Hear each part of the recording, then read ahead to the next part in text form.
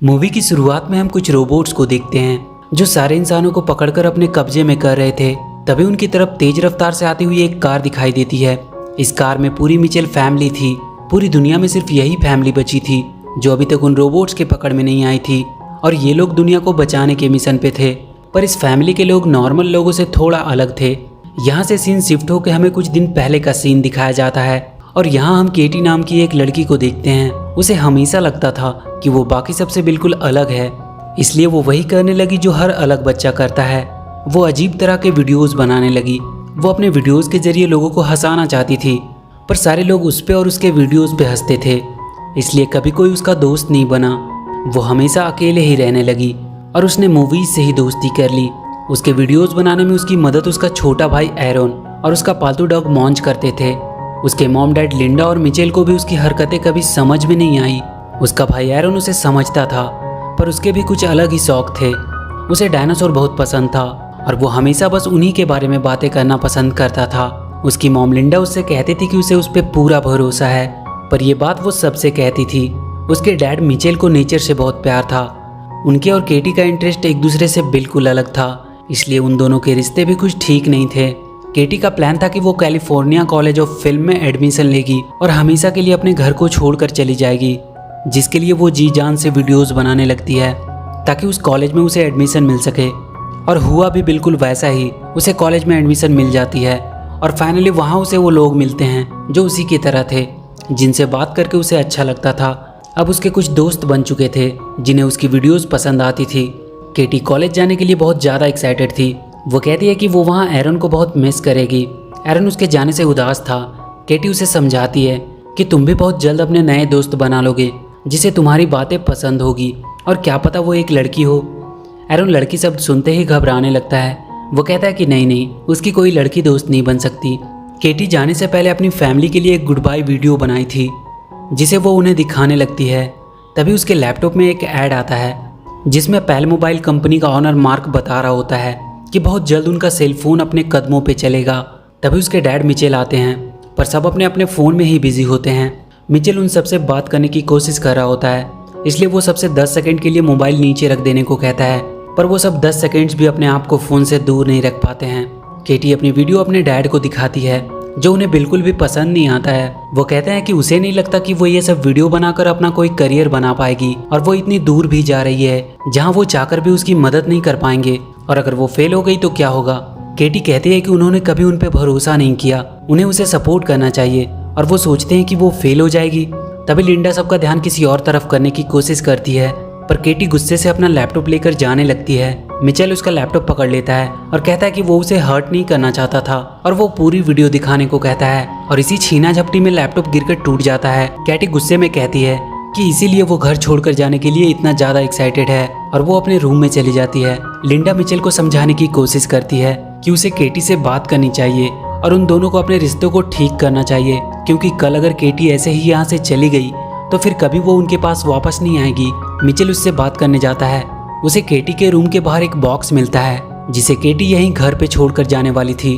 उस बॉक्स में मिचेल को एक लकड़ी का खिलौना मिलता है और एक पुराना कैमरा भी। वो उसे चलाकर देखने लगता है। उसमें केटी के बचपन की यादें थी कि कैसे वो अपने डैड से बहुत प्यार करती थी और वो दोनों मिलकर एक गाने पे डांस भी किया करते थे।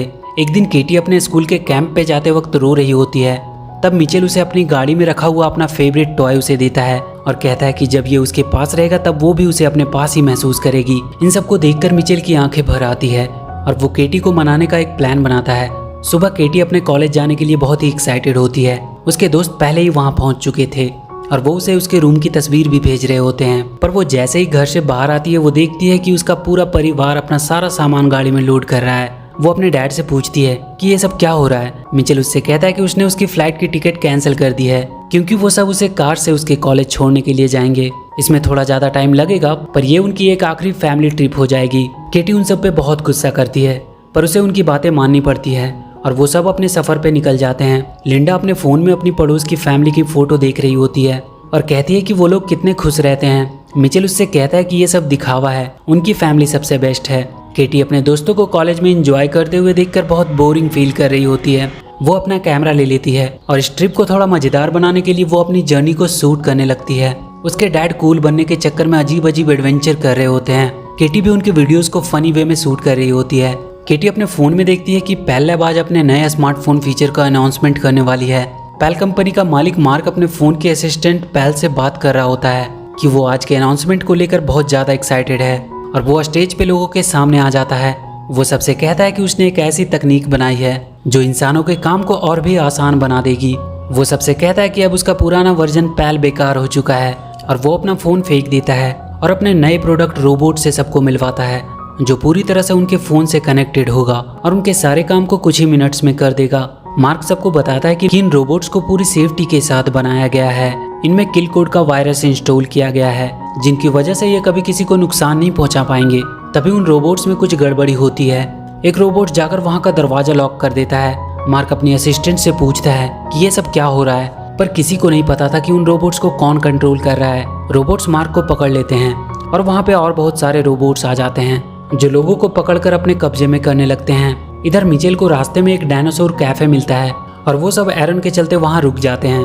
वहाँ लिंडा अपने पड़ोस की फैमिली को देखती है। वो लोग भी अपने एनुअल ट्रिप पे हैं। उनकी बेटी एबी को भी डायनासोर बहुत पसंद थी, इसलिए वो वहाँ आ गए। एबी जाकर एरन से बात करती है। वो कहती है कि वो भी डायनासोर को लेकर थोड़ा क्रेजी है, पर एरन उससे घबराकर वहाँ से भाग जाता है। तभी सब देखते हैं कि बाहर बहुत से रोबोट उड़ते हुए दिखाई दे रहे हैं और तभी सबके फोन में एक मैसेज आता है कि वो रोबोट्स उन्हें पकड़ने आ रहे हैं। तभी वहाँ एक धमाका होता है और सब दूर जाकर गिरते हैं। वहाँ 2 रोबोट्स आते हैं। वो अपने साथ बहुत से बॉक्स लेकर आए थे और वो सबको एक एक करके उन बॉक्स में बंद करके कहीं दूर भेजने लगते हैं। सब लोग उनसे बचने के लिए इधर उधर भागने लगते हैं। वो रोबोट्स अब मिचेल की फैमिली की तरफ बढ़ती है, पर केटी को एक रोबोट का टूटा हुआ हाथ मिल जाता है जिसे चलाकर वो वहाँ के बड़े से डायनासोर का स्टैचू उन दोनों रोबोट्स पे गिरा देती है और वो सब जाकर कैफे के अंदर छुप जाते हैं। वो रोबोट्स पूरी दुनिया के लोगों को पकड़कर अपने साथ ले जा रहे होते हैं। मार्क को पकड़कर एक बड़े से रूम में लाया जाता है। वहाँ उसे उसका पुराना फोन मिलता है जिसे उसने फेंक दिया था। ये सारा काम उसके फोन की असिस्टेंट पेल का था। वो मार्क से कहती है कि उसने उसकी लाइफ कितनी आसान कर दी थी, पर उसने उसे एक कचरे की तरफ फेंक दिया। वो कहती है कि हर इंसान ऐसा ही होता है, जब उनका काम निकल जाता है तो वो चीज़ों की कदर नहीं करते। जैसे कि 90% लोग अपनी मॉम का कॉल इग्नोर कर देते हैं, ये बोल के कि उनके पास टाइम नहीं है और इसलिए वो इंसान की पूरी प्रजाति को ही खत्म कर देगी। मार्क उससे कहता है कि तुम ऐसा नहीं कर सकती। पेल कहती है कि तुम इंसान उसके बिना एक पल नहीं जी सकते और वो अपना वाईफाई बंद कर देती है, जिसके चलते लोग पागलों की तरह परेशान होने लगते हैं और इसी का फायदा उठाते हुए वो रोबोट्स उन्हें पकड़कर अपने साथ ले जा रहे थे। वो मार्क को दिखाती है कि उसने एक बहुत बड़ा सा बॉक्स बनाया था जिसमें वो इंसानों को कैद कर रही थी। कैटी के फोन में पेल लैब की तरफ से एक मैसेज आता है कि उन्होंने आखिरी इंसान को भी पकड़ लिया है और अब धरती पे कोई इंसान नहीं बचा है। मतलब अब सिर्फ मिचेल फैमिली ही बची थी और पेल को इसके बारे में शायद पता नहीं था। सब सोच में पड़ जाते हैं कि पता नहीं उनके साथ क्या होगा। मिचेल को एक आइडिया आता है। वो तुरंत सबसे उनका फोन मांग लेता है और उसे तोड़ देता है ताकि वो उन्हें ट्रैक ना कर सके और वो सबको अपना स्क्रू ड्राइवर निकालने को कहता है। उनकी फैमिली के हर मेंबर के पास हमेशा एक स्क्रू ड्राइवर होती थी जिसे मिचेल ने सबको गिफ्ट किया होता है। वो सब उस कैफे को अंदर से सील करने लगते हैं। कैटी उन सबको अपना एक प्लान बताती है कि कैसे वो एक किल कोड की मदद से उन रोबोट्स को हरा सकती है और दुनिया को बचा भी सकती है। पर मिचेल कहता है कि उसका आइडिया सही नहीं है क्योंकि वो लोग यहाँ बिल्कुल सेफ हैं और उन्हें अपने आप को खतरे में डालने की कोई जरूरत नहीं है। केटी उदास होकर वहाँ के छत पे जाकर बैठ जाती है। एरन उसके पास आता है और उसका मूड ठीक करने की कोशिश करता है। केटी कहती है कि उसका फ्यूचर खत्म हो चुका है और उसके डैड को कोई फर्क भी नहीं पड़ता है। केटी अपना प्लान का पेज फाड़ कर फेंक देती है। तभी वो देखती है कि वो दोनों रोबोट्स फिर से सही हो गए हैं और वो उसके प्लान को देख रहे हैं। तभी केटी वहाँ से गिरकर उनके सामने आ जाती है। वो दोनों रोबोट उसकी तरफ बढ़ते हैं। केटी एरन को लेकर जल्दी से कैफे के अंदर चली जाती है, पर वो रोबोट्स खराब हो चुके थे और वो अब केटी के ऑर्डर्स को फॉलो करने लगे थे। केटी उनसे पेल को हराने का आइडिया बताने को कहती है। रोबोट उसे बताते हैं कि उन सबकी मेमोरी में एक किल कोड है जिसे एक्टिवेट करने से वो खत्म हो सकते हैं, पर वो सिलिकॉन वैली के पेल लैब में है और बहुत से रोबोट उसकी हिफाजत कर रहे हैं। पर उन्हें खत्म करने का एक आसान तरीका भी है। वो किसी भी पेल लैब रिटेल शॉप में जाकर उस किल कोड को इंटर कर सकते हैं, जिसकी वजह से वो सारे रोबोट अपने आप ही खत्म हो जाएंगे। और यहाँ से 80 माइल दूर एक मॉल है जिनमें पेल लैब का एक रिटेल शॉप भी है। केटी अपने डैड को ये करने को कहती है, पर मिचेल कहता है कि वो रिस्क नहीं ले सकता। पर केटी अपने डैड को मोटिवेट करती है कि मिचेल फैमिली कभी रिस्क लेने से पीछे नहीं हटती है और ये बात उसने ही उन सबको सिखाया है। केटी मिचेल से कहती है कि उसे आज उनकी जरूरत है। वो हमेशा से उन्हें गलत समझती आई थी, पर अब वो समझ गई कि वो हमेशा से सही थे। मिचेल केटी के मुंह से अपनी तारीफ सुनकर मान जाता है और वो दुनिया को बचाने के मिशन के लिए तैयार हो जाता है। एरन केटी से कहता है कि अच्छा हुआ तुमने डैड से दोस्ती कर ली, पर केटी उससे कहती है कि उसने डैड से वही बातें की जो वो सुनना चाहते थे। उसने ये सब कुछ सिर्फ उन्हें खुश करने के लिए कहा ताकि वो उसकी बात मान ले। कोई भी बात उसने अपने दिल से नहीं कही है। केटी अपने कार को रोड के जैसे ही कवर से ढक देती है ताकि रोबोट्स उन्हें देख ना सके। रास्ते में उन्हें कुछ रोबोट्स दिखाई देते हैं पर वो कार को देख नहीं पाते। पर बहुत जल्द कार के ऊपर का कवर हट जाता है और वो रोबोट्स उनकी कार को देख लेते हैं। वो उनके पीछे आने लगते हैं। मिचेल अपनी कार को तेजी से भगाने लगता है। वो उन पर हमला करने लगते हैं पर किसी तरह मिचेल अपनी कार को उन रोबोट से बचाने में सफल रहता है। पेल सारे लोगों को बॉक्स में बंद करके पृथ्वी के बाहर ब्लैक होल में भेजने वाली थी ताकि वो कभी वापस ना आ सके। पेल मार्क से कह रही होती है कि उसकी गलती की सजा सारे इंसानों को मिलने वाली है। तभी पेल को एक रोबोट का मैसेज आता है कि अभी भी कुछ इंसान बचे हैं जिन्हें पकड़ना अभी बाकी है। पेल उन सबके बारे में पूरी जानकारी निकालने को कहता है। उन्हें उनका लोकेशन पता चल चुका था। केटी के पास वाले दोनों रोबोट मॉन्च को देखकर कहते हैं कि ये डॉग है या पिग। उन्हें मॉन्च को रिकॉग्नाइज करने में दिक्कत आ रही थी और इसी वजह से उनका सिस्टम खराब हो जाता है। मिचेल फैमिली अब मॉल तक पहुंच चुकी थी। वो मॉल के अंदर जाते हैं। केटी वहां के पेल लैब के स्टोर के पास पहुंचती है और उन रोबोट्स को किल कोड इंस्टॉल करने का ऑर्डर देती है। एक रोबोट तुरंत वहां के लैपटॉप में किल कोड का पेन ड्राइव लगा देता है और किल कोड इंस्टॉल करना शुरू कर देता है। उनका अपलोड लगभग 8 मिनट में कंप्लीट होने वाला था। सब बहुत खुश होने लगते हैं कि उन्होंने मिलकर पूरी दुनिया को बचा लिया। तभी उन सबको वहाँ कुछ गड़बड़ होने का एहसास होता है। वहाँ मॉल के सारे मशीन्स उन पर हमला करने लगते हैं और वो कैटी से वो लैपटॉप मांगने लगते हैं। कैटी उस लैपटॉप को लेकर भागने लगती है। वो उन सब मशीन से बचते हुए एक कमरे में छुपते हैं। वो कमरा खिलौनों से भरा हुआ था पर उन खिलौनों में भी पेल चिप लगा हुआ था। वो सारे खिलौने उन पर हमला करने लगते हैं। तभी वहाँ का सबसे बड़ा खिलौना उन पर हमला करने आता है। वो अपने मुंह से लेजर बीम भी निकाल रहा था। अपलोड अब बस फिनिश ही होने वाली थी। मिचेल उस बड़े से खिलौने को पकड़ने का एक प्लान बनाता है। वो वहाँ लटक रहे तार को ऊपर फेंक कर फंसा देता है और वो सब मिलकर उस तार की मदद से उस बड़े से खिलौने को पलट देते हैं। पर उसके लेजर बीम से वहाँ का वाईफाई राउटर बर्बाद हो जाता है जिसकी वजह से किल कोड पूरा अपलोड नहीं हो पाता। केटी उदास होकर बैठ जाती है पर मिचेल अब सिलिकॉन वैली जाने का सोचता है। उनके पास अब भी किल कोड का पेन ड्राइव था। वो सब वहाँ पहुँचकर उस पेल को ख़त्म कर सकते हैं और वो सब सिलिकॉन वैली के लिए निकल जाते हैं। पेल ने अब एक और बहुत खतरनाक रोबोट्स की आर्मी बनाई थी जो पहले वाले से भी ज़्यादा खतरनाक थे। वो उन सबको मिचेल फैमिली को ढूंढ कर लाने को कहती है। मिचेल फैमिली सिलिकॉन वैली के पास पहुंच चुके थे। उन्हें पेल तक पहुंचने के लिए बहुत ऊपर तक जाना था। केटी अपना प्लान सबको बताती है कि वो सब रोबोट का कॉस्ट्यूम पहनकर लैब के अंदर जाएंगे और उनके ट्रैम में बैठकर पेल तक पहुंचेंगे और किल कोड की मदद से उसे खत्म कर देंगे और फिर दुनिया को बचाने के बाद वो पार्टी करेंगे। वो सब वहाँ के कुछ रोबोट्स को पकड़कर उनका कॉस्ट्यूम पहन लेते हैं और वहाँ के रोबोट्स के साथ मिलकर लैब के अंदर जाने लगते हैं। वहाँ पेल सारे रोबोट्स को ऑर्डर दे रही होती है कि वो इंसान लैब में पहुँच चुके हैं, इसलिए वो थोड़ा अच्छे से उनकी खोज करे और पकड़कर उसके सामने लाए। मिचेल फैमिली किसी तरह वहाँ के ट्राम में पहुँच जाते हैं। मिचेल उसे ऊपर लेकर जाने लगता है। पेल कह रही होती है कि वो बहुत जल्द उन्हें पकड़ लेगी क्योंकि उसके पास मिचेल फैमिली की पूरी हिस्ट्री है।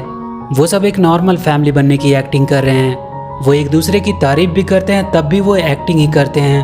और पेल उनके सामने वो क्लिप चला देती है जिसमें कैटी एरन से कह रही होती है कि उसने मिचेल को खुश करने के लिए उसकी तारीफ की ताकि वो वापस से अपनी नॉर्मल लाइफ जी सके और उनसे छुटकारा पाकर हमेशा के लिए उनसे दूर जा सके। मिचेल को यह देखकर बहुत दुख होता है और उसके हाथ से ट्राम की स्टीयरिंग छूट जाती है। पेल को पता चल जाता है कि उस ट्राम में ही मिचेल फैमिली है। वहाँ के रोबोट्स उन्हें पकड़ने के लिए आ जाते हैं। वो मिचेल और लिंडा को पकड़ लेते हैं। केटी के वो दोनों रोबोट्स को भी पेल नए फाइल लोड करके ठीक कर देती है और अब वो भी पेल का ऑर्डर मानने लगते हैं। पर किसी तरह कैटी, एरन और उनका डॉग मॉन्चून से छुपकर भाग जाते हैं। लिंडा और मिचेल को वो पकड़कर उन्हीं बॉक्सेस में बंद कर देते हैं। केटी और एरन छुपते हुए लैब के बाहर आते हैं और एक पेड़ के पीछे छुप जाते हैं। एरन रोने लगता है। वो कहता है कि तुमने डैड को वो सब बातें क्यों कही।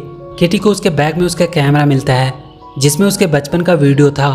वो उसमें देखती है कि कैसे उसके डैड ने अपने पुराने घर को सिर्फ केटी के लिए छोड़ दिया था जो कि मिचेल की फेवरेट घर थी और उस घर की आखिरी निशानी के रूप में वहां लगे उस खिलौने को अपने साथ रख लिया था जिसे बाद में उसने केटी को दिया था।